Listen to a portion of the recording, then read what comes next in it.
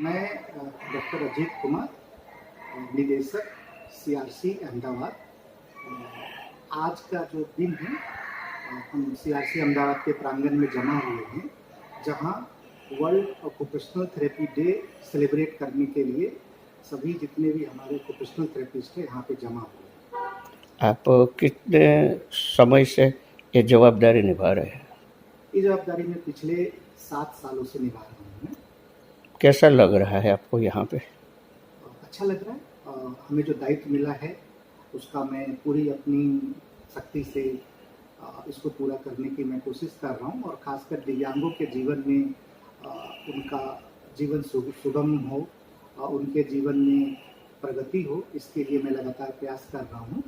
और निश्चित तौर पे जो भी सरकार के जो भी कार्यक्रम हैं जो दिव्यांगों के लिए विशेषकर बनाए गए हैं, उनको तक कैसे पहुँचे, इसके लिए मैं लगातार प्रयत्नशील हूँ। साल में कितने कार्यक्रम रखते हैं ऐसे आप? हमारे कार्यक्रम करीब करीब देखें तो लास्ट ईयर हमने 52 कार्यक्रम किए थे, और इस साल हमारा टारगेट है कि हम 55 कार्यक्रम हम जो होते हैं जिससे कि डिसेबिलिटी को लेकर आम जनमानस में इनके लिए काम करने वाले जो प्रोफेशनल्स हैं उनमें दिव्यांगता से रिलेटेड जो भी स्कीम्स हैं उनके बारे में जागरूकता फैले, तो इस तरह के कार्यक्रम हम करते रहते हैं। तो आपके यहाँ जो स्टाफ है, तो आपको ये प्रोग्राम सब रखते हो आप, तो कैसा कोऑपरेट करते हो वो लोग?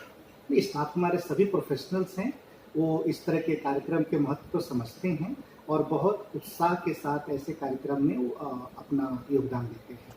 तो आज के जो कार्यक्रम आपने रखा हुआ है, तो उसके डिटेल्स आप हम किससे ले सकते हैं अभी हमारे पास जो गुजरात एसोसिएशन गुजरात चैप्टर्स हैं, एसोसिएशन आयोटा के, उसके प्रेसिडेंट डॉक्टर पार्थ हमारे साथ हैं। आज के कार्यक्रम की पूरी रूपरेखा और कार्यक्रम में कितने लोग आएंगे और हमारा इस आज के कार्यक्रम का ऑब्जेक्टिव क्या है, इसका महत्व क्या है, इसके बारे में आपको विशेष जानकारी। મારું નામ ડૉક્ટર પાર્થ જાની, હું association of occupational therapist Gujarat બ્રાન્ચનું અત્યારે હાલ પ્રેસિડેન્ટ છું. Association of occupational therapy Gujarat ઘણા વર્ષોથી ઓક્યુપેશનલ થેરાપિસ્ટ પ્રોફેશનલ્સને આગળ લાવવા માટે અને આ પ્રોફેશનલ ઇમ્પોર્ટન્સ કે જે દર્દીઓને શું તકલીફો પડે છે, ઓક્યુપેશનલ થેરાપી પ્રોફેશન એક યુનિક પ્રોફેશન છે કે જે મેડિકલ પ્રોફેશનનો એક અગત્યનો અંગ છે, જેની અંદર બાળકોને, વૃદ્ધાઓને, આની સાથે સાથે સાયકોલોજીકલ પ્રોબ્લેમ્સથી સફર થતા હોય લોકો માટે, બર્ન્સ માટે જેટલા બી રિહેબિલિટેશન્સ પ્રોબ્લેમ્સ છે બધામાં ઓવરઆઉટ થવા માટે રિહેબિલિટેશનનો એક અગત્યનો ભાગ છે જે ઓક્યુપેશનલ થેરાપિસ્ટ ભજવે છે. ઓક્યુપેશનલ થેરાપિસ્ટનું એસોસિએશન અમારું ઘણા વર્ષોથી ઘણા કેમ્પો કરે છે, ઘણા પ્રોફેશનલ્સ કાર્યક્રમો કરે છે, જેનાથી દર્દીઓમાં અને વાલીઓમાં સાથે સાથે સમાજમાં એક જાગૃતતા આવે. આ જાગૃતતાથી શું છે તો ધીમે ધીમે ઓક્યુપેશનલ થેરાપીની અગત્યતા બધાને સમજાય. આજનો જે કાર્યક્રમ છે, દર વર્ષે અમે ઓક્યુપેશનલ થેરાપી દિવસ 27 ઓક્ટોબર કે જે ઓક્યુપેશનલ થેરાપી દિવસ તરીકે ઓળખાય છે, અમે દર વર્ષે આ દિવસને સારી રીતના જાગૃતિ લેવા માટે ઉજવતા રહીએ છીએ. આ ફેરનો આજનો કાર્યક્રમ છે જે મેં સીઆરસીમાં ડૉક્ટર અજીત સર છે કે જે ડાયરેક્ટર છે, એમના સહયોગથી, સીઆરસીના સપોર્ટથી એસોસિએશન ઓફ ઓક્યુપેશનલ થેરાપિસ્ટ આજે અહીંયા ઓક્યુપેશનલ થેરાપિસ્ટનો જાગૃતતા અભિયાન છે એનો દિવસ આજે ઉજવવા જઈ રહ્યા છે, જેની રૂપરેખામાં અમારો મેઇન એજન્ડા છે કે જે national commission four allied health છે કે જેની અંદર અમારા ડૉક્ટર દીપક સર અને ડૉક્ટર પુરોહિત સર છે કે જે નવનિયોગ ગુજરાતમાંથી સિલેક્ટ થયેલા ઓક્યુપેશનલ થેરાપિસ્ટ અને વર્ષોથી એમની સાથે ઘણો અનુભવ છે કે જે સેન્ટર્સમાંથી ઓક્યુપેશનલ થેરાપીની પ્રતિષ્ઠા અને એના ઇમ્પોર્ટન્સ અપગ્રેડેશન્સ માટે એમનું સિલેક્શન થયું છે. તે બદલ અમારું એસોસિએશન એમના તરફથી ઘણું બધું નોલેજ અપગ્રેડેશન ગાઈડન્સ લે છે. એમના કોઓર્ડિનેશનથી એસોસિએશન ભવિષ્યમાં કેવા કાર્યક્રમ કરશે, કોઓર્ડિનેશન્સથી, ઓક્યુપેશનલ થેરાપી અપગ્રેડેશન્સથી જરૂરિયાતમંદોને શું શું લાભો મળશે, અમારી જે પ્રોફેશનલ અપગ્રેડેશન ટેકનિક્સ છે, સાયન્ટિફિક એવિડન્સ છે, એના રિસર્ચ બેઝ ઉપર બી અમારે અહીંયા પ્રેઝન્ટેશન ને બધું રાખેલું છે. ઓલમોસ્ટ અરાઉન્ડ 60 થી 70 પ્રોફેશનલો કે જેની અંદર સ્ટુડન્ટ્સ બી આવેલા છે, જે સ્ટુડન્ટ્સમાં આણંદ ઓક્યુપેશનલ થેરાપી કોલેજ છે, અમદાવાદ અસારો સિવિલ છે, ત્યાંની ઓક્યુપેશનલ થેરાપી કોલેજને એમના સ્ટુડન્ટ્સ છે જેને આની અંદર પ્રેઝન્ટ રહેવાના છે.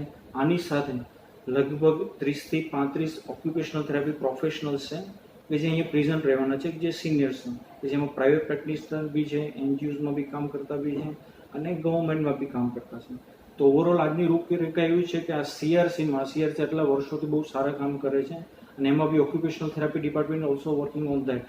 તો અમે એમના સહયોગથી આજના દિવસની કાર્યક્રમને બહુ સારું, આ એક કાર્યક્રમ નથી પણ આ એક ઇનિશિએશન્સ છે કે જે સીઆરસીમાં અમે સ્ટાર્ટ કર્યું છે અને ભવિષ્યમાં સહયોગથી સીઆરસીના અને ડાયરેક્ટરના આગળ બીજા ઘણા કાર્યક્રમો છે કે જે અમે ડેફિનેટલી આગળ સક્ષમ બનાવીશું.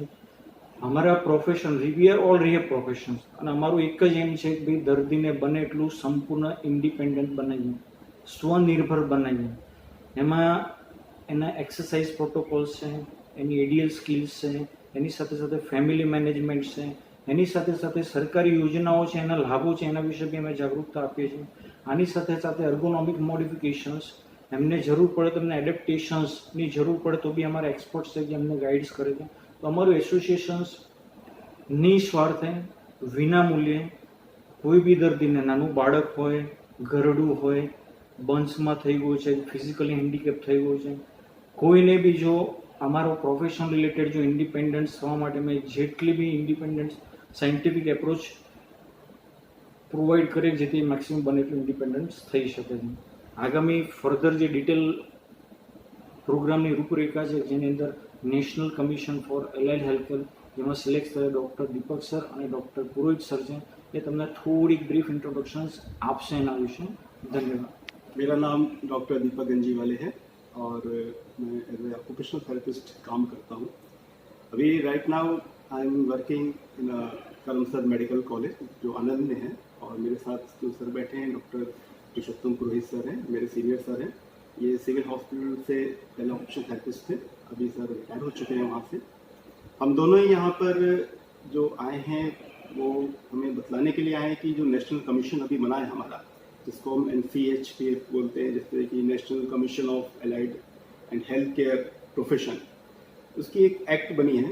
क्योंकि पहले कोई भी हमारी कोई काउंसिल नहीं थी, ना फिजियोथेरेपी कोई काउंसिल इस तरीके से बनी हुई थी पूरी नेशनल काउंसिल, और ना ही हमारी OT काउंसिल बनी हुई थी. सारे एसोसिएशन थे, लेकिन अब ये काउंसिल फॉर्म हो गई है जिसमें कि टोटल 57 प्रोफेशन ऐड हुए हैं, जो कि ब्रॉड 10 कैटेगरीज में इसको रखा गया है. तो ये काफ़ी बड़ी संख्या में प्रोफेशन जो है कि एलाइड हेल्थ में आए हैं और इनकी काउंसिल बनाई गई है. तो नेशनल काउंसिल बनने के बाद इसकी स्टेट काउंसिल भी बनाई गई है. स्टेट काउंसिल जो हमारी अभी गुजरात की है काउंसिल, गुजरात स्टेट की काउंसिल जो है वो एलाइड हेल्थ केयर की काउंसिल है और उसके थ्रू हम लोग यहाँ पर अब काम करना चालू कर रहे हैं. तो उसकी थोड़ी इन्फॉर्मेशन कि वो क्या है काउंसिल, कैसे वर्क कर रही है, उसका फंक्शन क्या है, नॉर्म्स क्या हैं, उसके बारे में हम यहाँ पर डिटेल आज शेयर करने के लिए आए हैं, हम और पुरुषोत्तम सर. મારું નામ ડૉક્ટર સુભાષ રઘુનાથ આપટે છે. હું છેલ્લા 53 વર્ષથી ઓક્યુપેશનલ થેરેપિસ્ટ તરીકે કામ કરું છું. મેં 35 વર્ષ BM ઇન્સ્ટિટ્યૂટ ઓફ મેન્ટલ હેલ્થમાં જોબ કરી અને ત્યાંથી રિટાયર થયા પછી અત્યારે ઘણી બધી સંસ્થાઓમાં સેવા કરવા જાઉં છું એઝ એ ઓક્યુપેશનલ થેરેપિસ્ટ. તમને આ ફિલ્ડમાં કેવું લાગ્યું આટલા વર્ષો કામ કર્યા પછી? બહુ સરસ, આના જેવું ફિલ્ડ નથી સારું. અત્યારે જ મેં જે આ કોર્સ કર્યો ઓક્યુપેશનલ થેરેપી એ KM hospital GS medical college Mumbai, એ ઇન્ડિયાની સૌથી પહેલી સંસ્થા છે જ્યાં ઓક્યુપેશનલ થેરેપીનું કોર્સ ચાલુ થઈ ગયું. કમલા વિનિંગર નામના મેડમ હતા, એમને શરૂ કરેલું. એ 14મી નવેમ્બરે એનો અત્યારે 75 વર્ષ પૂરા થયા. તો હું ત્યાંથી જ આજે આવ્યો છું પાછો. ડાયમંડ જ્યુબિલી સેલિબ્રેશન અમારા ઓક્યુપેશનલ થેરેપીનું એશિયાનું પહેલું સ્કૂલ હતું, ત્યાંથી મેં કરેલું છે. અને છેલ્લા 53 વર્ષથી મેં જે કામ કર્યું છું, એટલે આ તો ફિલ્ડ એવું છે કે ખરેખર તમે સેવા કરવાનો પણ મોકો મળે અને સાથે સાથે તમને ઇન્કમ પણ થઈ શકે એવું બંને, તમારું ઘર પણ તમે ચલાવી શકો સુખ શાંતિથી અને બીજા લોકોની સેવા કરી શકો. એવી ઓપોર્ચ્યુનિટી બીજા કોઈ પણ ફિલ્ડમાં નથી એવું મને પર્સનલી લાગે છે. ભારતમાં એસોસિએશન ઓફ ઓક્યુપેશનલ થેરેપી છે. એ અમારા all India occupational therapy association નામની અખિલ ભારતીય સંસ્થા છે. અને એ જે ઓક્યુપેશનલ થેરેપી ભારત દેશમાં છે એમના વિકાસ માટે અને એમના વેલફેર માટે કામ કરે છે. એની એક બ્રાન્ચ કહેવાય Gujarat association of occupational therapy. અને અમે આ જે એક ઓક્યુપેશનલ થેરેપીની બાબતમાં લોકોને કોઈ ખબર જ હતી નહીં. લોકોને એ ખબર હતી પહેલાં કે મસાજ કરવો, કસરત કરવું, પણ ઓક્યુપેશનલ થેરેપી એ બધી વસ્તુ ખબર નહીં હતી. તો એની બાબતમાં લોકોને અવેરનેસ આવે અને ઓક્યુપેશનલ થેરેપીને પોતાને હક મળે એના માટે આ સંસ્થા કાર્યરત છે. એનું અપગ્રેડેશન થાય, એ નવું આ ઇન્ટરનેશનલ ઓર્ગેનાઇઝેશન છે. કારણ કે એક જે અમારી ઓલ ઇન્ડિયા ઓટી એસોસિએશન છે એવી જ એક world federation of occupational therapy છે. તો એમાં દરેક દેશમાં ઓક્યુપેશનલ થેરેપી જે હોય એ જોડાયેલા હોય છે. તો એ લોકોએ પહેલાં એક કરિક્યુલમ બનાવ્યો, અભ્યાસક્રમ બનાવ્યો કે જે પ્રમાણે આખા દરેક જગ્યા ઓક્યુપેશનલ થેરેપીનું અભ્યાસક્રમ દરેક દેશમાં ચાલે. તો એ ભારત દેશમાં ઇમ્પ્લિમેન્ટ થાય એના માટે અમે આ એસોસિએશન તરફથી છેલ્લા 40 વર્ષથી ગવર્મેન્ટમાં રજૂઆત કરતા હતા. અને આ વર્ષે અમારું સ્પેશિયલ સેલિબ્રેશન છે કે અમે બહુ આનંદમાં છે કે 40 વર્ષ પછી અમારી માંગણી પૂરી થઈ છે અને અમારી કાઉન્સિલ બની છે અમારા ઓક્યુપેશનલ થેરેપીના ફિલ્ડ માટે. તો 40 વર્ષની સતત મહેનત કર્યા બાદ મળેલી એક બહુ મોટી વિજય એ આજે અમે સેલિબ્રેટ કરવા જઈ રહ્યા છે. અને હું ડૉક્ટર પુરોહિત સર અને ડૉક્ટર દીપક ગંજવાલે સર એમને અભિનંદન આપું છું કે એ લોકો હવે ગુજરાતમાં આ કાઉન્સિલના એક શરૂઆત કરે છે અને ગવર્મેન્ટ તરફથી એમને એપોઇન્ટ કરવામાં આવ્યું છે.